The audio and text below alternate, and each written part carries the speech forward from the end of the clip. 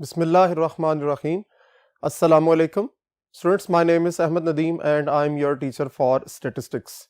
Chapter number 11 हम sampling distribution of sample variances को study कर रहे हैं और आज उसका एक और न्यूमेरिकल क्वेश्चन स्टडी करेंगे। तो चलिए बोर्ड की तरफ और स्टेटमेंट को अंडरस्टैंड करके क्वेश्चन की प्रोसीडिंग्स को कंप्लीट करते हैं।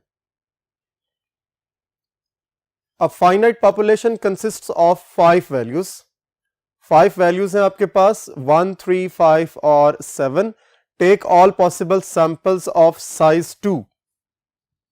इंपॉर्टेंट बातें हैं, हमेशा से मैं ये कहता हूं कि हाईलाइट किया करें माइंड के अंदर। साइज 2 है और विदाउट रिप्लेसमेंट, WOR का मतलब है विदाउट रिप्लेसमेंट। इससे पहले जो लास्ट लेक्चर में आपने क्वेश्चन किया था उसमें O नहीं था, यानी वो विद रिप्लेसमेंट था।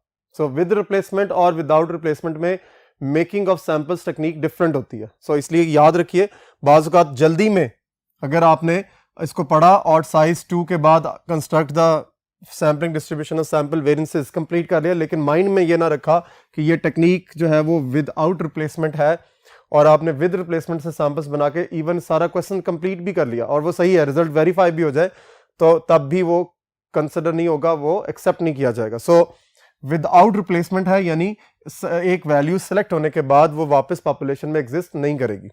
कंस्ट्रक्ट करना है sampling distribution of sample variances और वेरीफाई करना है रिजल्ट को। अब आपको थोड़ा सा डिफरेंट भी फील हो रहा होगा, यहां मैं साइड पर आपको याद करवाता हूं कि लास्ट लेक्चर में हमने ये प्रूफ किया था μs square is equals to n-1/n into sigma square. So अब आपने आज के लेक्चर के बाद ये याद रखना है कि ये रिजल्ट जो है वो विद रिप्लेसमेंट केस के लिए है।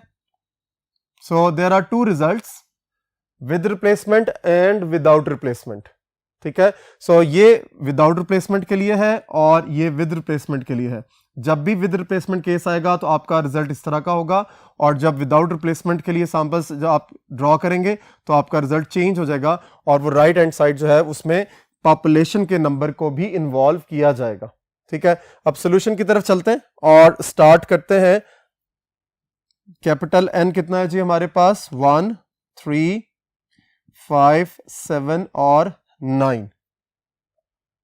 स्मॉल n आपके पास 2 है और टेक्निक है विदाउट रिप्लेसमेंट। तो टोटल सैंपल्स जब यहां से जनरेट करेंगे हम, that is capital N P small n और कैपिटल N आपके पास कितना है? 5P2 और इसका आंसर है जी 20।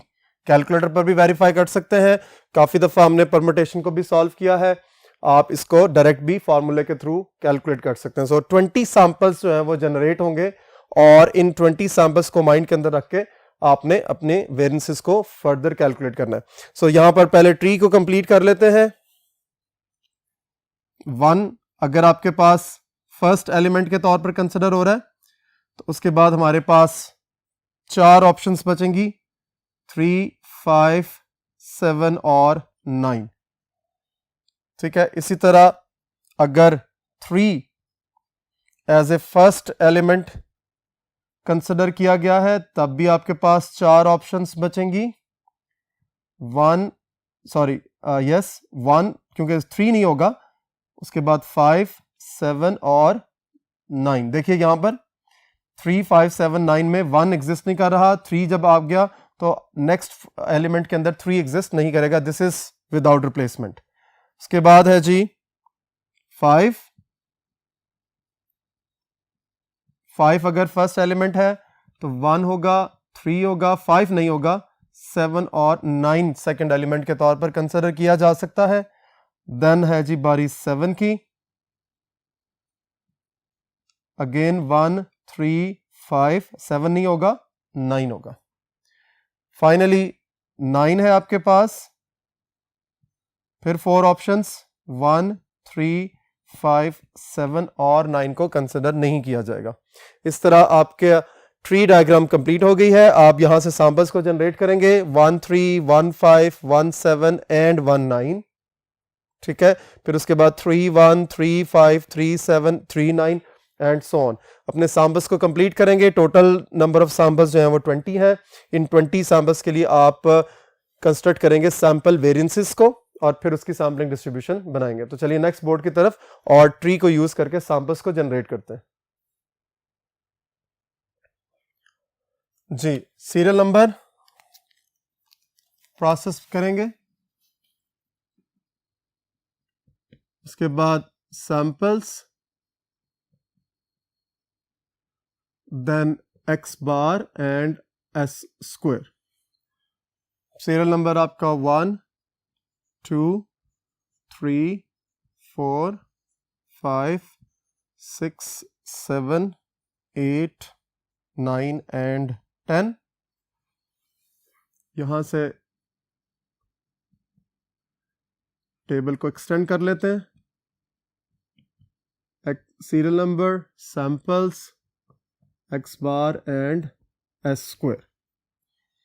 तो यहां से 11 12 13 14 15 16 17 18 19 एंड 20।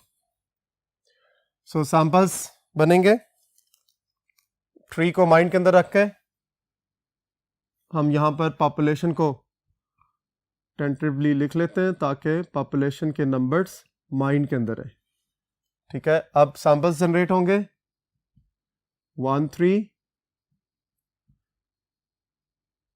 1 5 1 7 और 1 9। फिर उसके बाद 3 1 3 5 3 7 3 9, then 5 1 5 3 5 7 and 5 9, then 7 1 7 3 7 5 and 7 9. Finally 9 1 9 3 9 5 and 9 7। Her sample के लिए मीन को कैलकुलेट करेंगे। 3 + 1 4 divided by 2 is 2, then again 1 + 5 is 6 divided by 2 is 3, then 4, then 5। आगे चलिए। 4 3 + 1 4 divided by 2 is 2, then 8 divided by 2 is 4, then 10 5 12 6 6 is 3 4। 7 + 5 12 divided by 2 is 6, then 7 4 5 6 8। 7 + 5 12 divided by 2 is 6, 7 + 9 is 16 divided by 2 is 8, 10 5 6 7 and 8। अब वही procedure again कि आपको S square की value निकालनी है। Formula mind के अंदर रखेंगे। फॉर्मूला क्या है जी, वो भी मैं यहां लिख देता हूं। It is sigma x minus x bar square divided by n। ये फॉर्मूला आप यूज करेंगे, यानी जो इंडिविजुअल वैल्यू है उसमें से मीन की वैल्यू को माइनस करेंगे और उसका स्क्वायर करेंगे।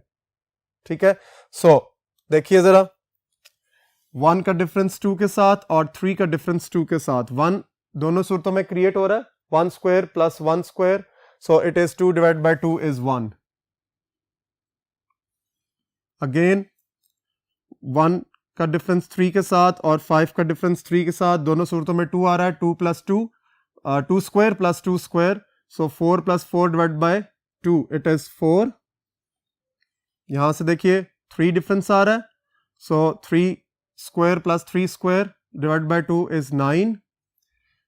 डिफरेंस क्या आ रहा है 4 दोनों सूरतों में, 4 square plus 4 square divide by 2 is 16।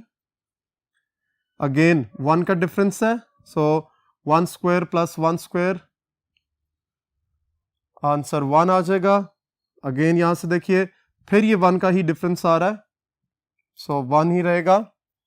3 का डिफरेंस 2 है, 2 स्क्वायर प्लस 2 स्क्वायर, सो 4 आ जाएगा। यहां से डिफरेंस देखिए 3 का डिफरेंस है 9, फिर 2 का डिफरेंस है इट इज 4, अगेन 1 का डिफरेंस है इट इज 1। नेक्स्ट 5 और 6 में 1 का डिफरेंस, आंसर 1 आएगा। 5 और 7 2 का डिफरेंस 4 आ जाएगा। 7 और 4 का डिफरेंस 3, 9 आ जाएगा आंसर। 7 और 5 का डिफरेंस 2, 4, 1, अगेन 1, 4, इट इज 16, 9 और 6 का डिफरेंस 3, 9 हो जाएगा।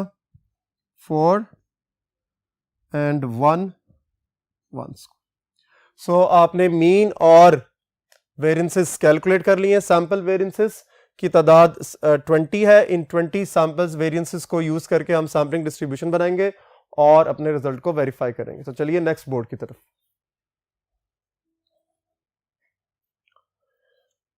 वैल्यूज हमने लिख ली हैं एस स्क्वायर की, और अब इन एस स्क्वायर की वैल्यूज को यूज करेंगे और सैम्पलिंग डिस्ट्रीब्यूशन जनरेट करेंगे। टेलीबार्ट्स, आप यहां पर हेडिंग भी दे सकते हैं, sampling distribution of sample variance. टेलीबार्ट्स frequency and then probability of S square. अब एस स्क्वायर की वैल्यूज देखिए, मिनिमम वैल्यू हमारे पास है जी 1, देन 4, देन 9 एंड देन 16। और देख लीजिए वैल्यूज नहीं है जी।